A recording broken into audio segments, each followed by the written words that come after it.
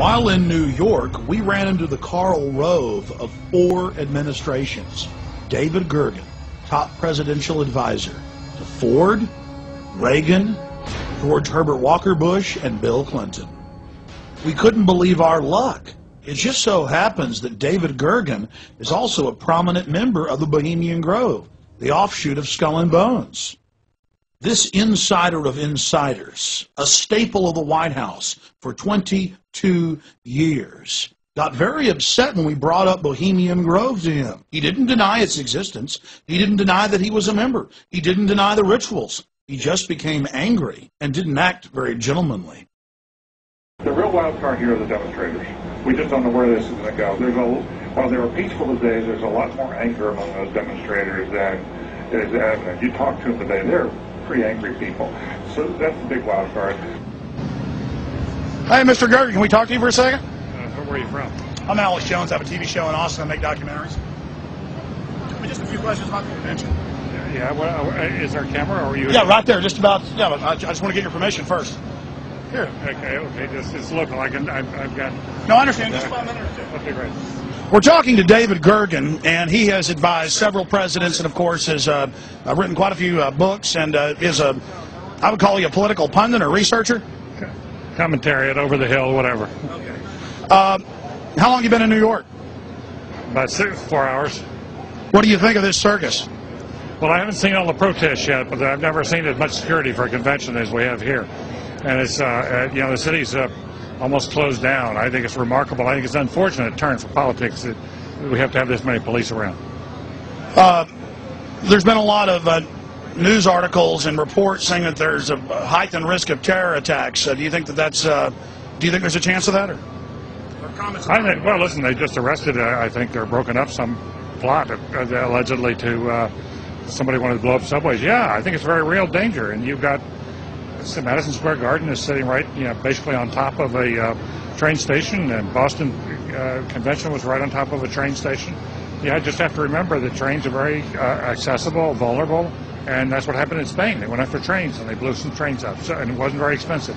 So I think there's that danger, but I think the police are on top of it. They're treating this as a special security event, which means there's not only the obvious police around, but believe me, there's a lot of private stuff going on here. Okay, one last question.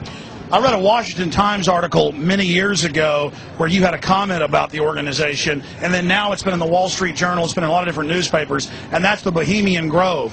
And back in, 1996, when you joined as a Clinton advisor, the Republicans were criticizing you, oh, what about Bohemian Grove? And then you countered them by saying, hey, I don't run around in the woods naked. What did that mean? Here is the before-mentioned Washington Times article where he said, I didn't run around naked like they do. I don't know what quote you're referring to. I'm not aware of any quote like that.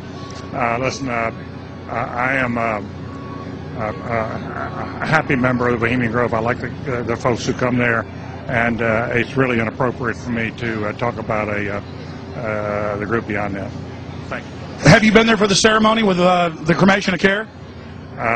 Frankly, I don't think that's something I need to talk to you about. Great owl of Bohemia, we thank thee for thy adjuration.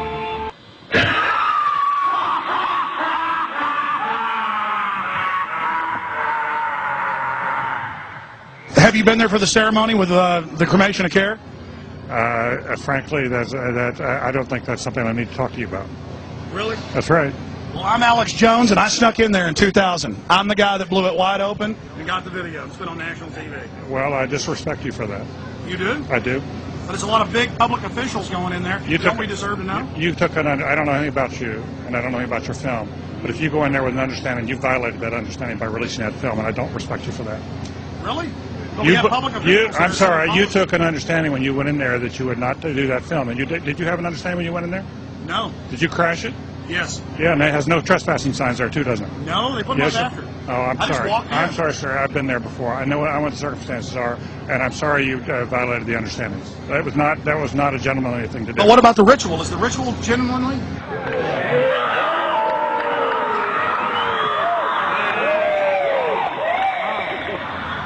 sir. Everything. I don't owe you this comment. I know. I appreciate it. This is what's called ambush journalism, and I disrespect you for that as well. So thank You you ever and goodbye. been in the ritual? It's none of your damn business. Oh. That's right. Listen. You go around and make understandings with people and violate them. You ambush people on the streets, and that's inappropriate form of journalism. If you wish to practice that, that's fine, but don't ask others to respect you for it. If you want to, you can do. You're a free American, like anything you want. If you want to be uncivil and rude and ungentlemanly, that's up to you. But don't expect the rest of us to say, "Oh well, you're there, Mr. Ggurgen." I'm sorry, nobody says policy in there. We try to be gentlemen, and obviously, you don't belong there. Weaving spiders coming out here? Yeah, that is a three-pointer. Woo! Boy, I hit the hot button. Mr. Ggurgen, have a wonderful life. Say hi to Moloch for me, Canaanite deity, and I'll see you at Eyes Wide Shut, baby. Bye-bye. Get his face, get his face, get his face. Get his face, get in there and get his face.